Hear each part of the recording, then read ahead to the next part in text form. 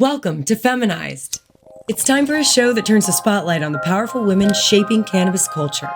The cannabis industry is on fire and women are sparking it up. If you like the show, please subscribe. You can also subscribe to the Feminized podcast with Liz Grow on YouTube and Instagram. The future is feminized. Today's guest is the co-founder of a new organic skincare line I'm currently obsessed with, called BISA. Meet Amy Andrlee. Named after her Cuban bisabuela, or great-grandmother, BISA is an all-natural skincare line. Amy also owns a successful clean, green certified dispensary in Denver called Legal, and is on the board of the Cannabis Certification Council and the City of Denver's Cannabis Sustainability Work Group. She's also on the board of the Denver Art Council, so she gets to help use cannabis tax dollars to beautify Denver, and she has an 8-year-old mini. Ladies and gentlemen, I give to you Miss Amy Andrlee. Hey sis. You're now listening to the Feminized podcast.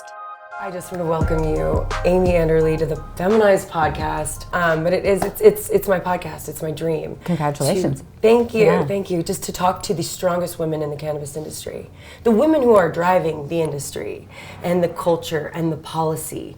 I want more of that.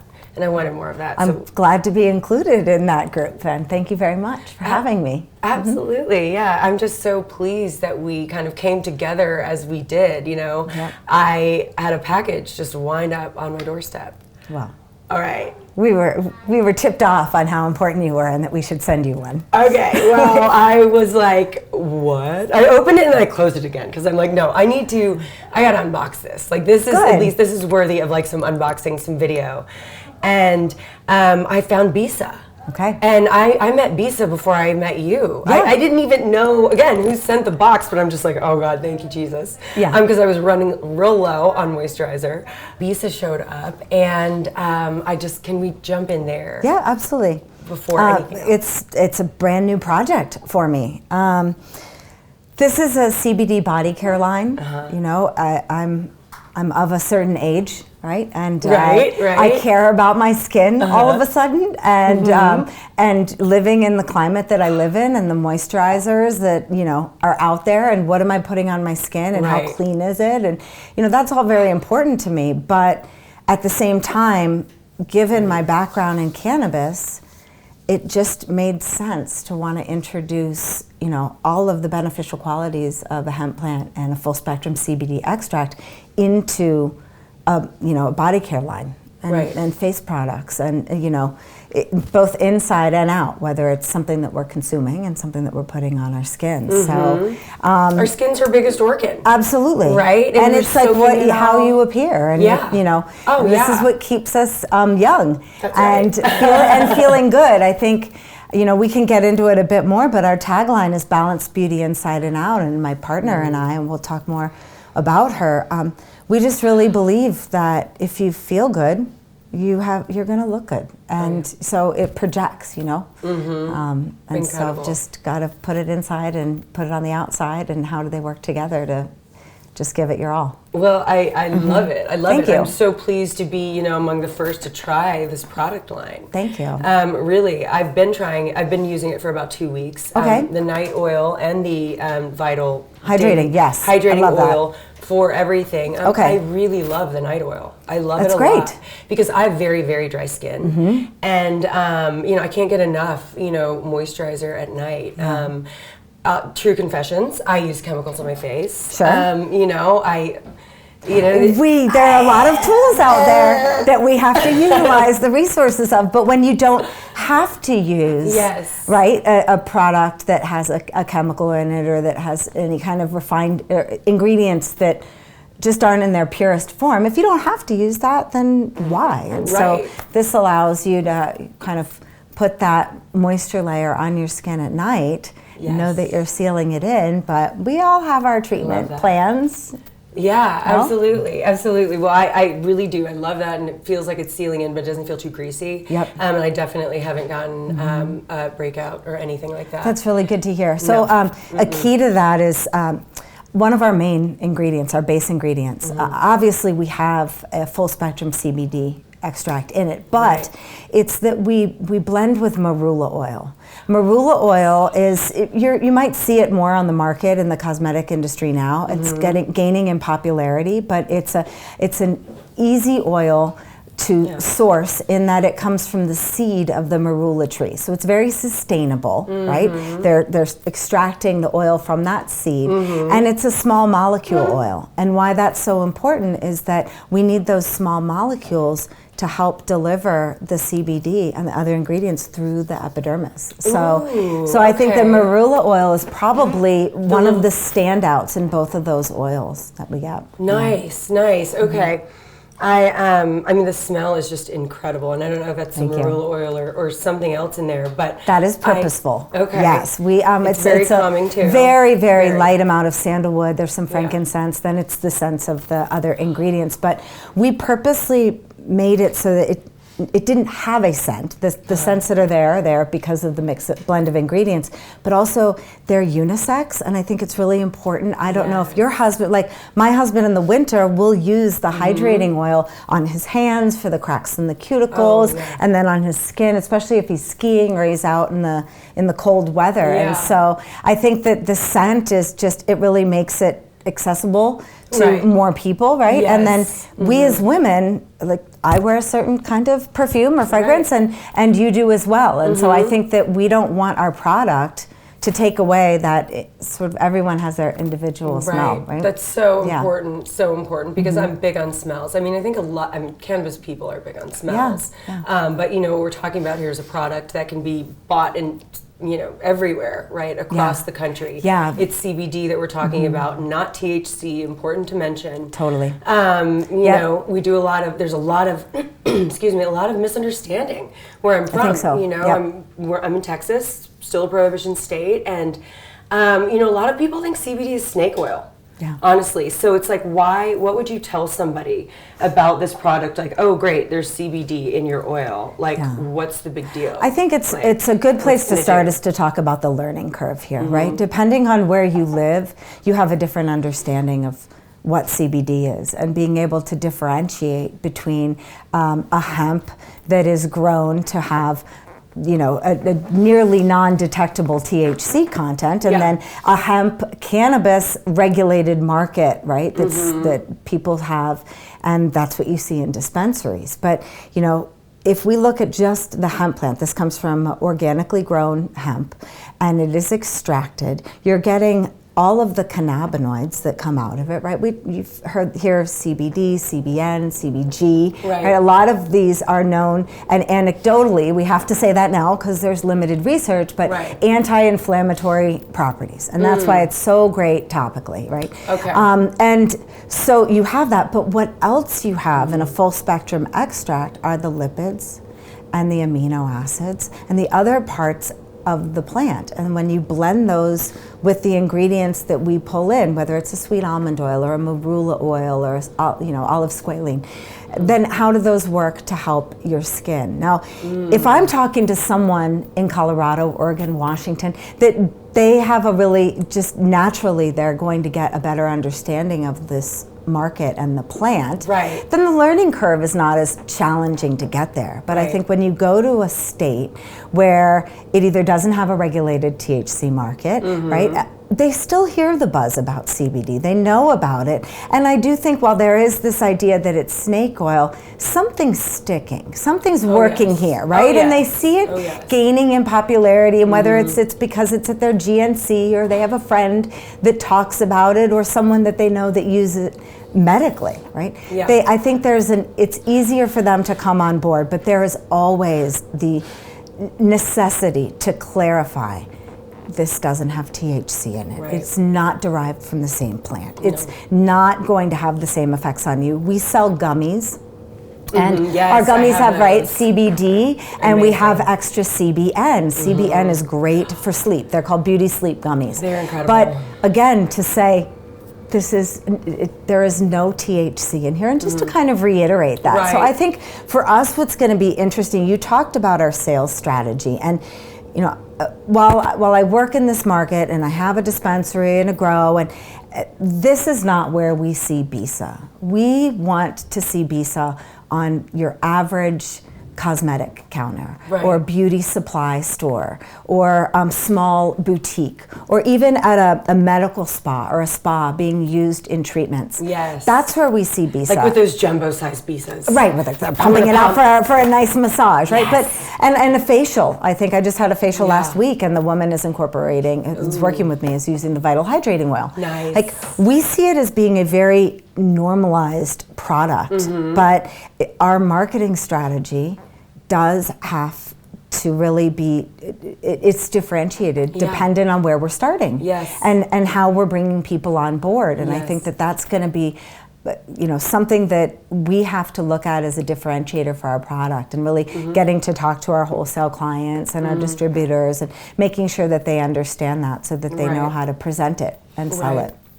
Right, absolutely. We see it as it's a body, it's a body care line that happens to have CBD in it, and full spectrum extract. Full spectrum extract. I think that's the important differentiator, and that's really, I think, where you see a lot of big lines incorporating CBD isolate into their existing products that are great. So it's going to be great. Excuse me.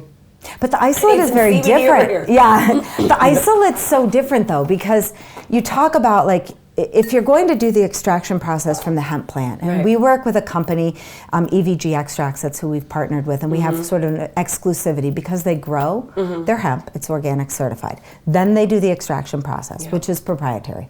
And the way that they do it is extracting using, it's a proprietary method, they're using essentially products derived from the hemp plant to do that extraction. Not an alcohol, not a chemical. This is an all-natural process, more of a distillation, right? And then, so they're preserving terpenes, and as I was saying, the lipids, the fats, the amino acids, and then all of the cannabinoids. If you just put CBD isolate, that's like taking just the molecule of CBD and putting it in a product, you're missing out on all of these other sort of parts of the full spectrum extract. And there's people in the regulated industry understand entourage effect, right? How do these things work together to get you the result that you want? And you can have a completely different cannabis strain that has slight changes in terpenes, and it changes the taste, and it changes even how you feel and the effects, right? So there really is something to maintaining all of that and having that as ingredients in your products. And so I think that's where using the full spectrum for us, knowing that we have a consistent sourcing for it, just makes us feel good about the product we're able to formulate, because there isn't a lot of variable. We know where we're sourcing all of the other ingredients are organic. All of the other ingredients are sustainable. All of the other ingredients are paraben-free, non-comedogenic, right? We don't put artificial fragrances, none of that. So we know what we're getting there. And then to have that same sort of confidence in the cannabis or the hemp and the extract that we're using, and know that that's going to be consistent, we can really forecast out that, well, look at all the different products we can make now, and where can we go, and where can we continue to evolve the line. That's really, really exciting. I think of all skincare lines that I've seen that have incorporated CBD or the plant, just hearing you talk about it, this is definitely the one that's most thoughtfully incorporated and most complete, and used as not just like, it's because it's CBD, it's in it. It's no, this is a great product that has the CBD in the full spectrum. In addition to, and how is it going to further support, hyaluronic acid and squalane, depending on the product that you're looking at, they have other purposeful ingredients, and then how is that working to keep us beautiful? Thank you. I'm trying. And moisturized, not dry. Keep it dewy. So how did you get into cannabis in the first place? I know you're from Colorado. Right, okay. So let's see. Long timeline shortened. I've lived in Colorado since the 90s. I lived up in Vail. I did the whole ski town thing for many years. And then I left and I went to Miami Beach. My roots are in Florida. My family's Cuban. And and so then, and came sort of back to Colorado. And during that time period, my now husband was able to secure a license. And so he's a we were all legacy users. Yes. That's a nice way of saying that, right? Yes. We all wondered about this early on. I've seen the benefits of cannabis for myself for many years, and really believed in it as a medical, right, solution. So early on, he was able to secure a medical license, which in 2009, someone could walk into excise and license and do that. And now getting a cannabis license is millions of dollars in investment and lots of different law firms that will support you in that. In that it's endeavor. No longer that easy to do. But and not that it was an easy slog, because he was first out of the gate with a handful of other proprietors, that some of which are still operating. And we were able to open the doors of he opened Legal, which is a dispensary here in Colorado, L''Eagle, opened in 2010, which, if we think about cannabis, and it's like worse than dog years, right? 2010 was the dawn of the era, and all of the transitions we've gone through in the process. But now we still continue to operate this dispensary. We have a cultivation facility. We've always, out of our dispensary, we always sell product that we grow. It was almost exclusively that until just recently, because of the sort of the explosion of how many different versions of cannabis you can get, from the concentrates and the edibles and the tinctures, all the way through. But we've always sold our own product. For a long time, we only sold products made with our product. It was really important for us to maintain organic standards, which didn't exist for cannabis, right? So I've that's a separate conversation, but I work with a board to try to create that. But we hired in organic tomato farmer from Whole Foods to help bring in those same organic standards into our grow. And then once we were able to do that, we really added and focused on sustainability, so organic, sustainable. And that idea of, my husband's background was food and beverage, and so that, like, the farm to table model, right? We here you're smoking this. Don't you want to know where it came from? Right. Don't you want to know how it was grown and what's in it? And it shouldn't have to have extra, whether pesticides or nutrients. You want this. Experience. We're all doing this to benefit from the plant, and especially early on, before it was, and there was an adult use market here in Colorado, it was all medical. And so all the more reason to want to keep this product as pure and as close to its essence as possible. Yes. So, going to patients. Yeah, and we've, I think, I ended up, I worked the regular job, and we waited for the feds to just bust down the door at any second. You don't know what's happening in 2010, 11, but then it started to normalize. And in 2013, I went to work with my husband full time. My background, I was running cultural arts organizations.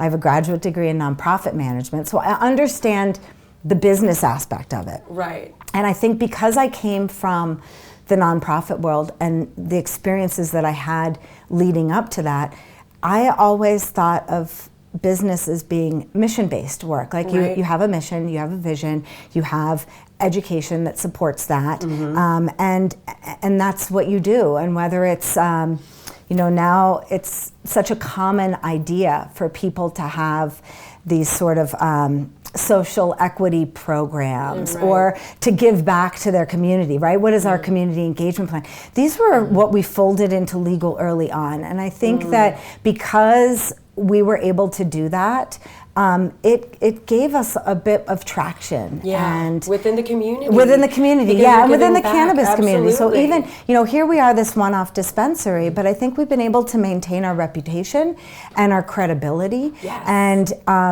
And I will say that we never could have done it if it wasn't, this is my husband and I, and we grew the business, one grow room at a time and inch by inch, but without funders, because we never had anyone saying to us, what's the bottom line? And what's your cost per pound? And like, it was what it cost.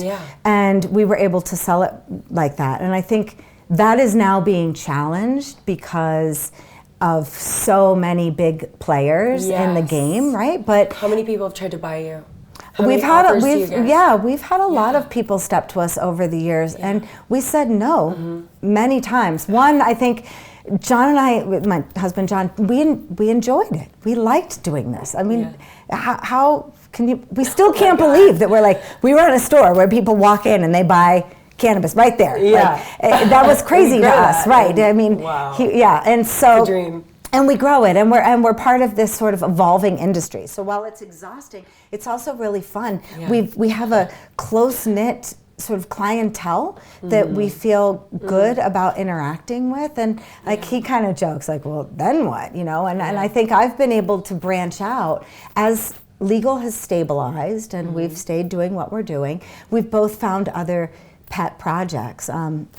I'm on the founding board of the Cannabis Certification Council, which is in the process and has now released a organic certification for cannabis cultivators that is specific to indoor, outdoor, greenhouse, Incredible. Right? And having that standard. And, wow. and 11 years later. Yes, exactly. And it does take some time because you can't we can't say it's organic because the federal government regulates that. So it's organically cultivated, it's organically grown. And then, so being a part of that, I think, has sort of continued to connect me into that nonprofit world that I was in with like that board service. Right. I still work in the cultural arts. I'm on the Denver County Cultural Council, so I help, vet all of the different arts organizations here in Denver and give them their funding. And now cannabis tax dollars contribute to our, scientific and cultural fund that we have here in Denver. And being able to participate. That's incredible. What does that mean for like Denver? I think it means that means more art. We have a super strong arts and cultural community here. And I think what else it shows is that Denver all the way through has become progressive. Like when I applied for that board seat, I thought, they're never going to accept me from the cannabis community. And they did. And yes, it was in large part to my background, but also I think they recognize that Denver is, benefiting from the tax dollars collected, and that little 1% of 1% is trickling down to an entire arts community, right? So I think that's really cool, and it shows you how sort of integrated this industry is with the city, with the state, right? It looks different than a lot of other places in the country that are getting there or that mirror or model the benefit. And then in 2018 is when I connected with a friend of mine, and she's got an entire background in yoga and wellness and Ayurvedic medicine, and her name is Lisa Richards, and she brought this idea to me. It was like I had been ruminating on it, and I'm watching and I'm seeing CBD develop, and I'm looking at how CBD can be on all those different store shelves, but you can only sell THC in these regulated entities. Right. And how do I do that? Yeah. And so we partnered because I could bring my understanding of CBD and where we're sourcing and hemp and the extract and how does that formulation happen. She could bring her background in wellness and Ayurvedic medicine, in addition to the fact that after her second pregnancy, she had a real breakdown of her immune system. Ooh. And suddenly became, and this happens to women, your body changes, right? After you have a baby, we know that. And so she was allergic to pretty much everything. And she had to strip down all of what she was using, from her face and skincare products to shampoos, everything, to what she was using in her house and detergents, etc. And learned about ingredients, building up and creating products for herself. So as she's going through that, with her background, we're saying, okay, if we can develop something, knowing your sensitivities, using the ingredients that you found that have been helpful, adding in CBD, we know that if it works for you, there is a high probability that it's going to work for everybody else. And we formulate different, I use the Vital Hydrating on my face. You said you like the Night Repair Oil. We still have that differentiation within it for different skin types and plans, but from a sensitivity standpoint, I like that. We shouldn't have to worry that something's going to make us break out on our face. We don't need that. We shouldn't. We don't need that. I read the ingredients. I'm like, okay, I feel good about this, but you still don't know. But no, it's obviously a testament to the work that you two have done. Thank you.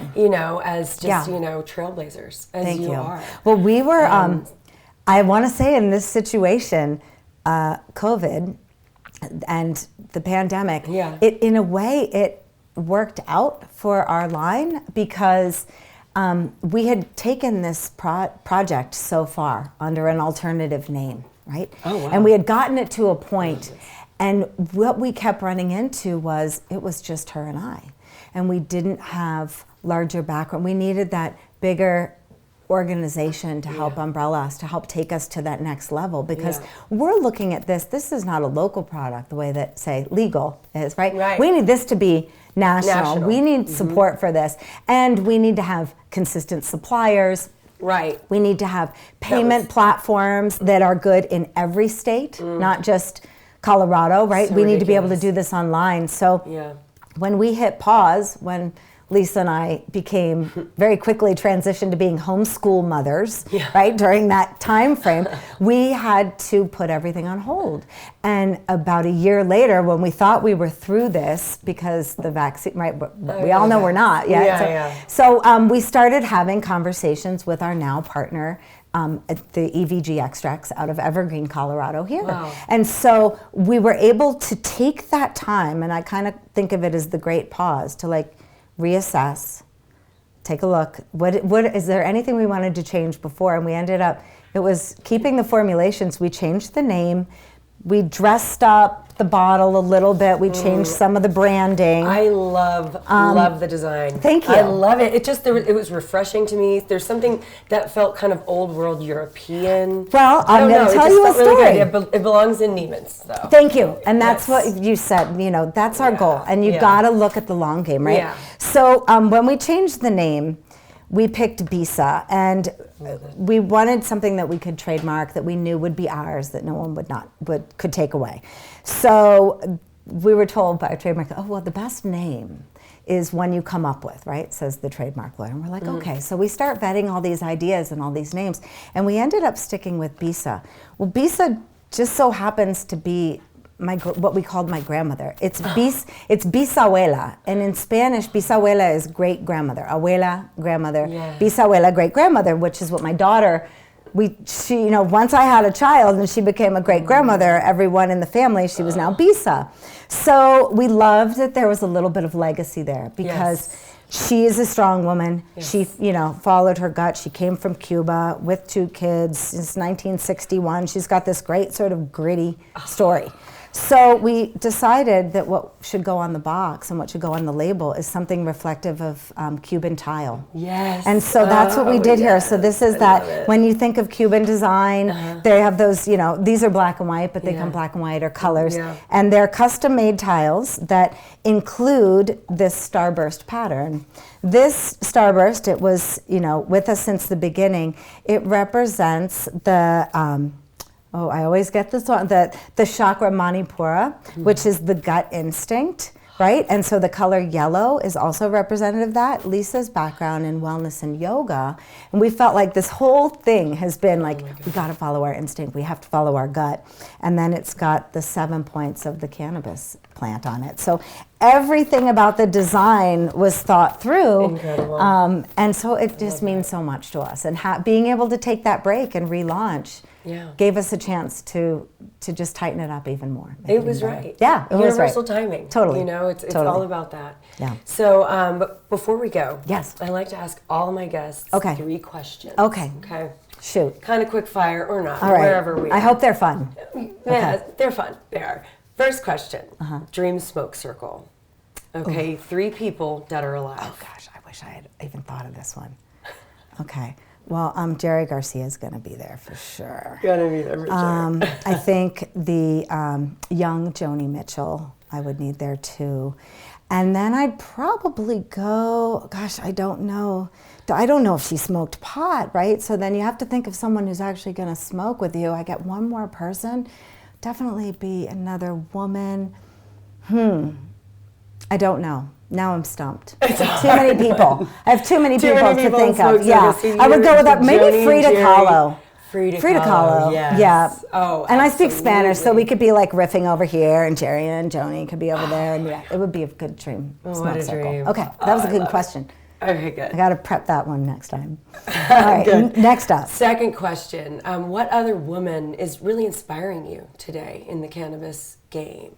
in the cannabis game. Yeah, whether it's industry or cultural or political or who's inspiring. I don't even know if she'll hear this shout out. Nancy Whiteman, right? She's from Wana Brand. Yes. And I've known her for years. Yes. We have some shared colleagues and contacts, and I've seen that brand develop, right?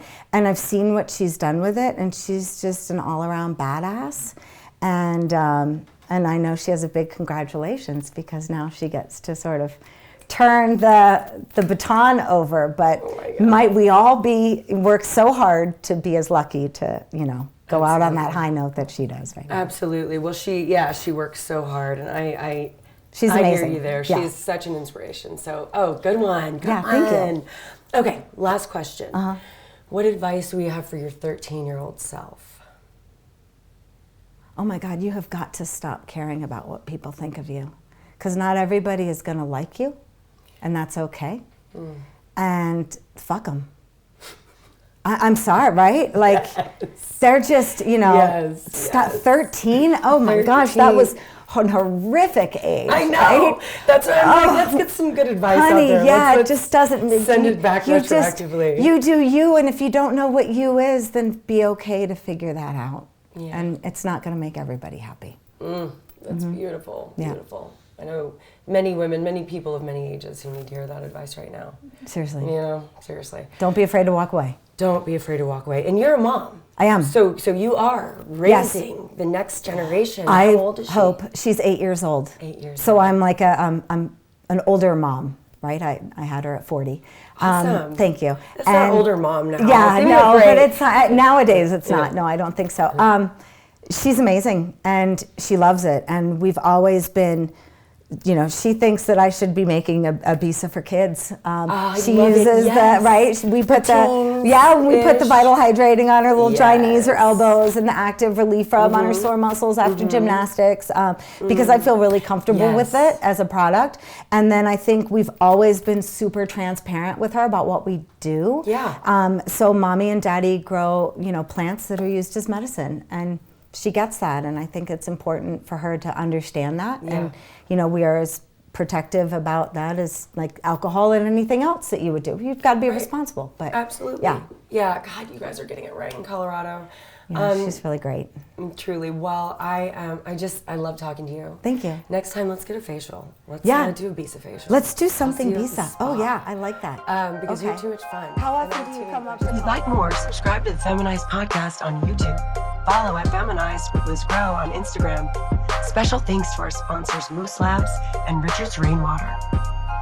The Feminized podcast is a Grow House Media production, created by Liz Grow, produced by Patrick Pope, Dance Ray, with original theme music and audio mixing by Q at Q to King Productions in New Braunfels, Texas.